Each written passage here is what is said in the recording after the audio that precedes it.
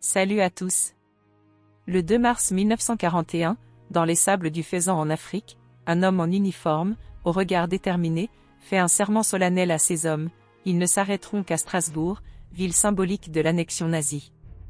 Cet homme, c'est Philippe Leclerc de Hautecloque, général de la France libre, compagnon de Gaulle et figure emblématique de la Seconde Guerre mondiale. De l'Afrique aux Champs-Élysées, son épopée militaire incarne le courage et l'engagement total pour la liberté de la France. Mais quel rôle exact a-t-il joué dans la libération de Paris et de Strasbourg? Après la débâcle de 1940, Leclerc refuse la défaite et rejoint de Gaulle à Londres. Son premier fait d'armes majeur survient en 1941, lorsqu'il réussit à rallier le Tchad à la France libre. De là, il lance des raids audacieux contre les forces italiennes en Libye, remportant une victoire retentissante à Koufra. C'est là qu'il fait son serment devant ses hommes: nous ne déposerons les armes que lorsque nos couleurs, nos belles couleurs, flotteront sur la cathédrale de Strasbourg.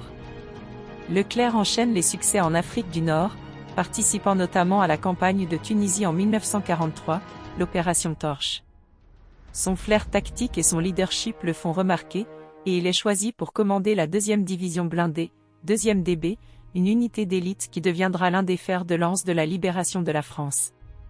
En août 1944, après le débarquement de Normandie, les forces alliées avancent vers la Seine. Paris est en ébullition, la résistance parisienne, dirigée par le colonel Rol-Tanguy, engage des combats contre les Allemands. De Gaulle sait qu'il faut agir vite pour que la libération de la capitale soit française et non le fait des Américains, qu'il n'apprécie guère. Il donne donc à Leclerc l'ordre d'entrer dans Paris au plus vite. Le 23 août, la 2e DB se met en mouvement. Les chars progressent rapidement, contournant les poches de résistance ennemie. Une anecdote frappante: le premier véhicule à entrer dans Paris est un half-track baptisé « Mort-Homme », clin d'œil aux batailles de Verdun. Leclerc pousse ses hommes, refusant tout arrêt. Le 25 août, il atteint l'hôtel de ville et lance un ultimatum au général allemand Dietrich von Choltitz, commandant de la garnison de Paris. Celui-ci, bien que prêt à résister, sait que tout est perdu. Il accepte de se rendre. Leclerc fait alors signer à von Choltitz l'acte de reddition sur une table du Mont Valérien, un lieu hautement symbolique. Le même jour, de Gaulle descend les Champs-Élysées acclamé par une foule immense. Paris est libre, et Leclerc est devenu héros national. Mais pour Leclerc, l'histoire ne s'arrête pas là. Il se souvient de son serment à Koufra: il doit libérer Strasbourg. En novembre 1944, après des combats acharnés dans les Vosges, la 2e DB se lance à l'assaut de la capitale alsacienne.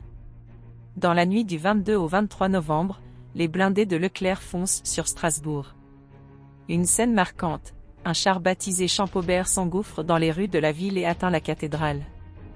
Là, un officier grimpe sur l'édifice pour y hisser le drapeau français, marquant la fin de l'occupation nazie. Leclerc, en voyant le drapeau flotter, murmure simplement: mission accomplie. L'émotion est immense pour les soldats qui l'ont suivi depuis l'Afrique. Leclerc et de Gaulle partagent une même vision de la France libre, mais leur relation est teintée de nuances. Leclerc respecte profondément de Gaulle et reconnaît en lui l'homme providentiel qui a redonné espoir à la nation. De son côté, de Gaulle admire le courage et la ténacité de son général, mais il se méfie de son caractère indépendant. En 1943, alors que Leclerc prend de plus en plus d'initiatives en Afrique et en Europe, de Gaulle lui rappelle que seule l'autorité politique décide des stratégies militaires. Pourtant, malgré ces tensions, une admiration mutuelle subsiste.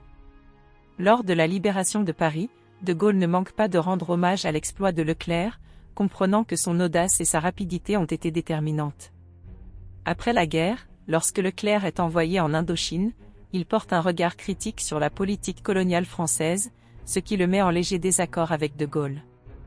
Mais jamais il ne remet en cause l'homme qui a incarné la résistance française. Après la guerre, Leclerc est envoyé en Indochine, où il tente de négocier une issue pacifique au conflit. Mais le destin le frappe brutalement, il meurt dans un accident d'avion en 1947. Ses cendres reposent aujourd'hui aux Invalides, aux côtés des plus grands héros de l'histoire de France. Leclerc reste un modèle de courage et de loyauté.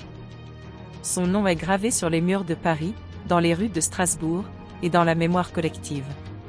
Sa promesse de Koufra, tenue envers et contre tout, est l'exemple même du sens de l'honneur militaire. Le parcours du général Leclerc est donc une véritable épopée. De l'Afrique aux Champs-Élysées, de Paris à Strasbourg, il a incarné la résilience et l'esprit de combat de la France libre. Sans lui, qui sait combien de temps Paris aurait encore souffert sous la botte allemande?